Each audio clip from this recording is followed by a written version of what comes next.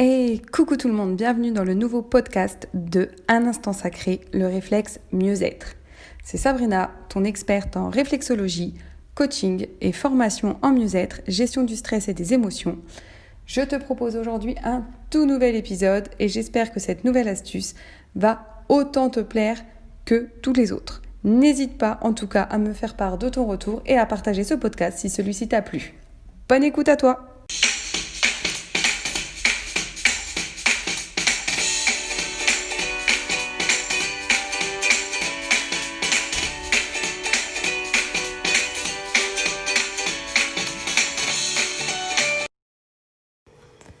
Bienvenue à toi dans ce nouveau podcast. Aujourd'hui, on va parler coup de pied aux fesses. Parce que si tu n'agis pas, si tu ne fais rien pour changer ta vie ne peut pas changer. Comme tu l'as déjà vu dans les 2 précédents podcasts de la série. J'ai une personne qui m'a contactée sur les réseaux et qui m'a dit, en gros, que c'était bien tout ce que je donnais, mais que ça ne lui permettait pas de changer. Elle m'a dit Sabrina, je lis ce que tu postes, je regarde tes vidéos, c'est chouette, ça m'apprend plein de choses, mais pourtant rien ne change. Donc je lui ai demandé ce qu'elle faisait. Elle me dit je lis aussi beaucoup de livres, je regarde des reportages, je regarde des vidéos YouTube. Et je lui ai demandé si elle savait ce qu'elle voulait changer. Ça, elle le savait. Et quand je lui ai dit et tu regardes des vidéos, des reportages, et tu lis des livres de développement personnel, de mieux-être, de lâcher prise, bref, sur la thématique qui t'intéresse. Et concrètement derrière, tu fais quoi? Et je dis bien concrètement. Parce que moi aussi, il y a 2 ans, j'ai lu Miracle Morning. Et j'ai trouvé le livre super chouette. Et je me suis dit, mais ouais, c'est ça, et moi aussi, je veux vivre ça. Et puis au bout d'un mois, je me suis dit, oh, il n'y a rien qui se passe vraiment. Sauf que j'ai pas mis mon réveil plus tôt, mais surtout, je n'ai pas fait les exercices. Parce que pour moi, ce qui compte dans le Miracle Morning, c'est pas tant l'heure à laquelle tu te lèves. Si tu sais pas de quel livre je parle, je t'invite à aller te renseigner. En gros, c'est une routine matinale qui te permet d'être dans un état d'esprit et un état physique apte à passer une super journée, à être plus productif. Et ça, c'est génial. Mais c'est pas en soi, dans le Miracle Morning, je pense l'heure du réveil qui est importante. Lui, en l'occurrence, c'est 5 heures, il me semble.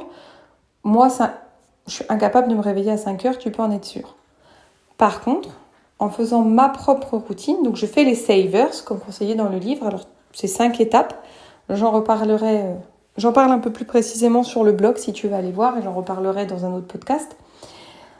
Et donc, je fais mes exercices, je fais ma routine matinale. Mais suivant mon emploi du temps, je vais la faire soit en me levant une demi-heure plus tôt, soit si mes enfants se sont réveillés malheureusement, entre guillemets, à l'heure où je devais faire ma routine, je vais la décaler dans la journée. L'important, c'est de faire ta routine, de faire les exercices, d'utiliser les outils. Et c'est ça, souvent, en fait, le problème, entre guillemets, si je peux dire, dans le développement personnel, dans tout ce que vous allez lire, ou même quand vous allez suivre des blogs, Instagram, YouTube, ce que vous voulez, de coach, de mentor, etc. Vous allez avoir plein d'outils, vous allez avoir des méthodes, vous allez avoir des pratiques et c'est génial. C'est le premier pas, ça vous ouvre, ça change l'état d'esprit, ça vous ouvre de nouvelles portes, ça peut faire sauter quelques verrous. Mais concrètement, si vous voulez un vrai changement dans votre vie, il va sûrement falloir vous mettre un bon coup de pied aux fesses et passer à l'action. Si vous lisez un livre, par exemple, sur un sujet qui est important pour vous, sur quelque chose que vous voulez changer, et qu'il y a des outils dans ce livre. C'est en faisant ces outils-là, concrètement, en répondant aux questions concrètement, par exemple, en faisant les exercices proposés, que vous allez pouvoir voir si la méthode a un intérêt ou pas pour vous, et voir si elle a des résultats ou pas. Et en les faisant sur le long terme. C'est-à-dire, c'est pas je fais un exercice une fois et j'abandonne. Il faut au moins 3 semaines pour que vous commenciez à créer une nouvelle connexion neuronale, un nouveau circuit, une nouvelle habitude. Donc il faut aussi vous donner du temps, de la répétition. C'est le fait de le faire tous les jours qui est important. Quand vous prenez un programme en ligne, par exemple, qu'il soit gratuit ou payant, si vous faites juste lire et écouter, mais que vous ne faites pas les exercices qu'on vous propose à l'intérieur, il y a très peu de chances qu'il y ait de gros changements qui se passent. Et c'est normal. Et c'est ça que j'avais envie de partager avec vous aujourd'hui. c'est que si vous avez envie de changer, il va falloir passer à l'action. Il va falloir mettre des choses en place. Il va falloir créer de nouvelles habitudes. Il va falloir essayer les exercices, falloir essayer les outils. Peu importe ceux que vous allez choisir, puisque c'est ce qui va vous parler le plus à vous. Faites-vous confiance, faites confiance à votre intuition. Vous savez ce qui est bon pour vous.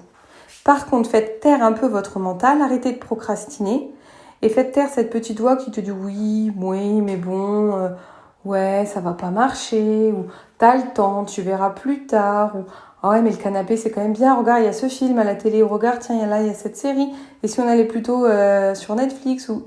Non, faites taire cette voix-là et passe à l'action, prends-toi selon ton temps à toi, ce que tu as envie de te donner, 15 minutes, 30 minutes, 1 heure par jour, peu importe, mais donne-toi un temps pour faire concrètement les exercices, les outils et appliquer ce que tu lis, ce que tu regardes ou ce que tu écoutes.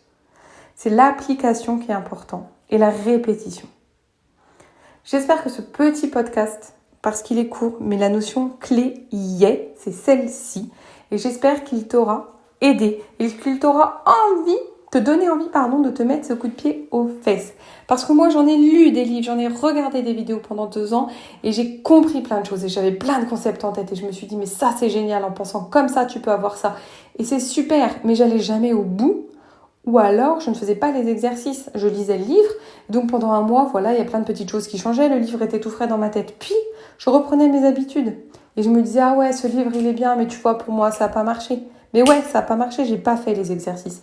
J'ai repris le Miracle Morning cette année et j'ai repris les savers qui sont dedans. Les exercices, je les ai adaptés parce que moi j'adapte toujours tout à moi, mais j'ai fait les exercices qui m'intéressaient dedans. En gros, si tu connais les savers, il y a tout sauf l'exercice physique qu'il faut que j'intègre, c'est prévu à la rentrée. Mais déjà en faisant l'écriture, la lecture, la visualisation, méditation, mais déjà rien que ça a changé. Et je l'ai adapté.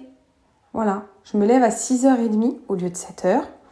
Et quand je ne peux pas, je le fais à un autre moment de ma journée. Mais je fais ma routine tous les jours. J'ai aussi lu beaucoup de choses sur la loi d'attraction, aussi appelée loi d'abondance, l'univers, peu importe le nom que tu veux lui donner. J'ai compris le principe et je me suis dit, ça commence à marcher. Et à chaque fois, bim, ça rechutait. Mais je suis jamais allée au bout de ce que j'ai lu dans ces livres-là. Je n'ai jamais fait le tableau de visualisation, le tableau de mes rêves. Je n'avais pas écrit mes rêves sur un papier. Et j'ai fait tout ça là. Et là, je commence à voir les résultats. Et je l'entretiens et je le fais tous les jours. Et c'est ça qui est important. Donc, je te souhaite de réaliser tous tes rêves, de te mettre un bon coup de pied aux fesses, de passer à l'action, de changer ta vie, de créer la vie que tu as envie, la meilleure vie pour toi. Et bien évidemment, si tu as aimé ce podcast, je t'invite à le partager.